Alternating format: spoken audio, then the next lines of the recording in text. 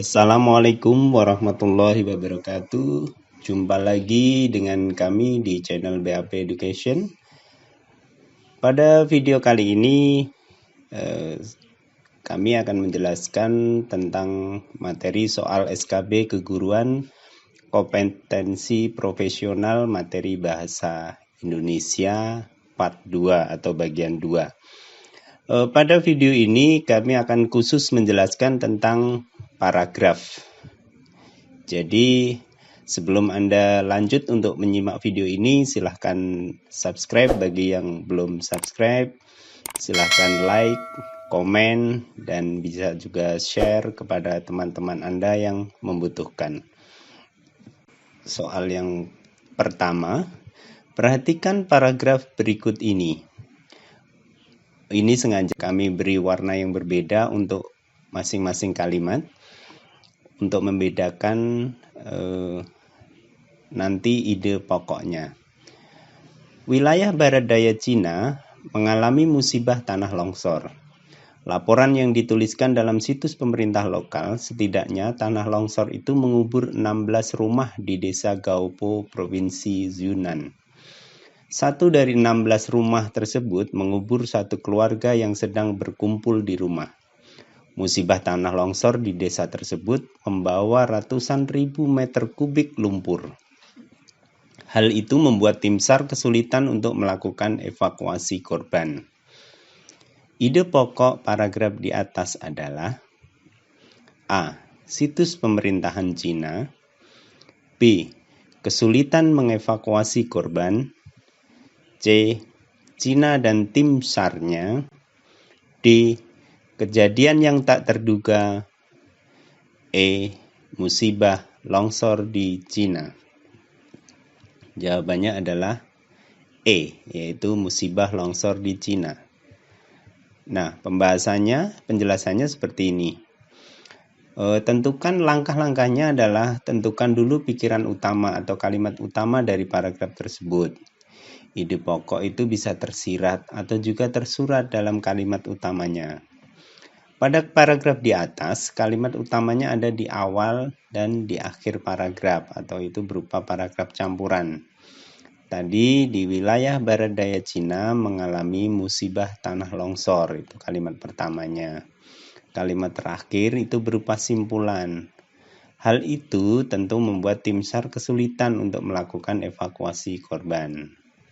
Nah, di situ yang menjadi ide pokok sesuai pilihan jawaban adalah musibah tanah longsor di Cina. Nah, ini begini.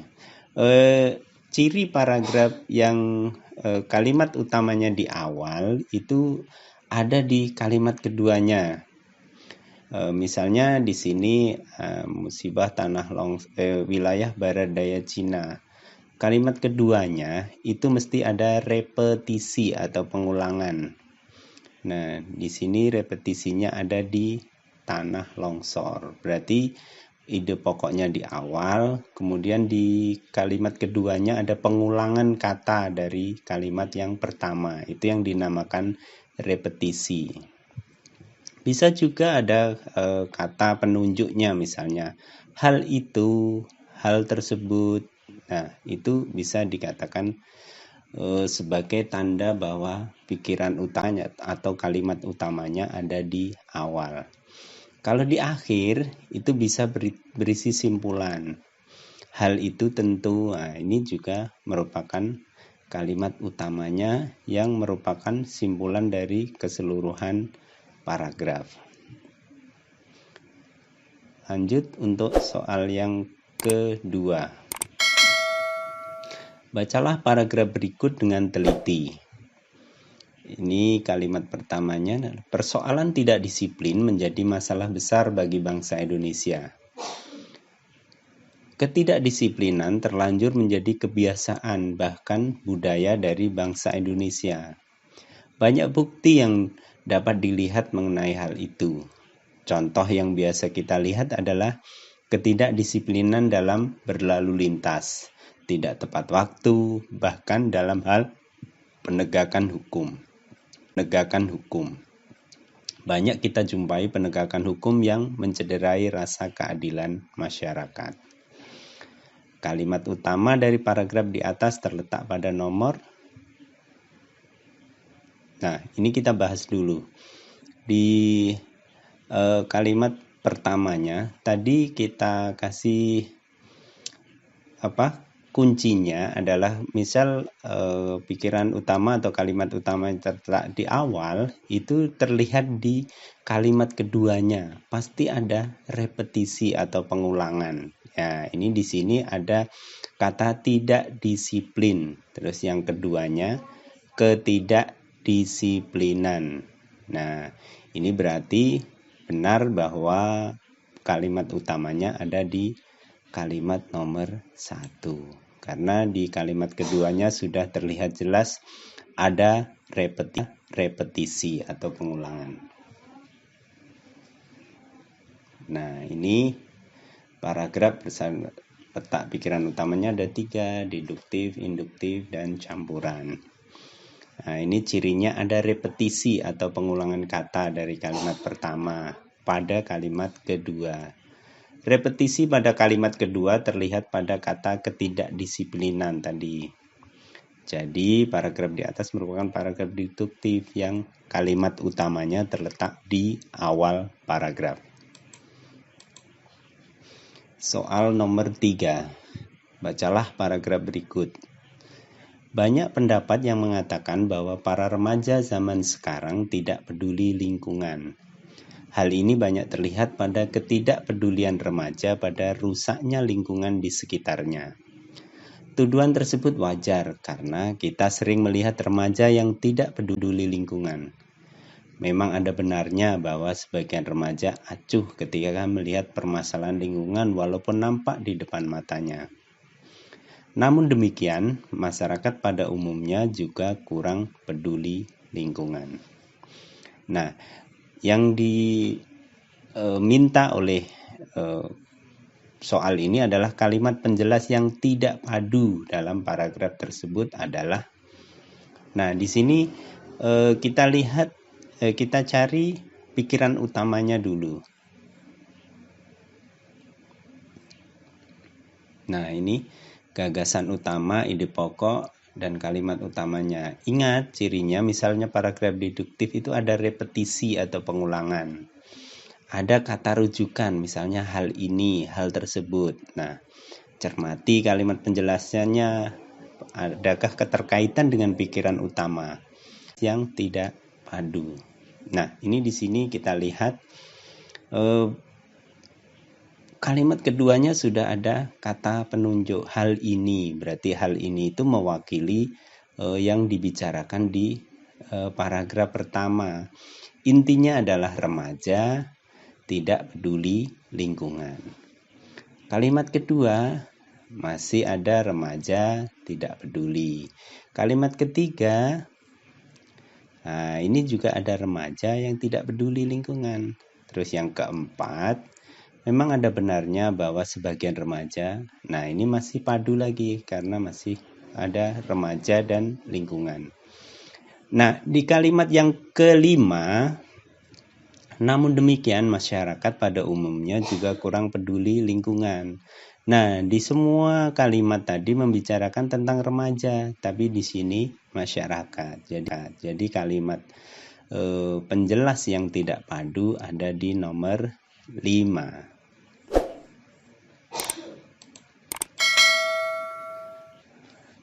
Lanjut, bacalah paragraf berikut.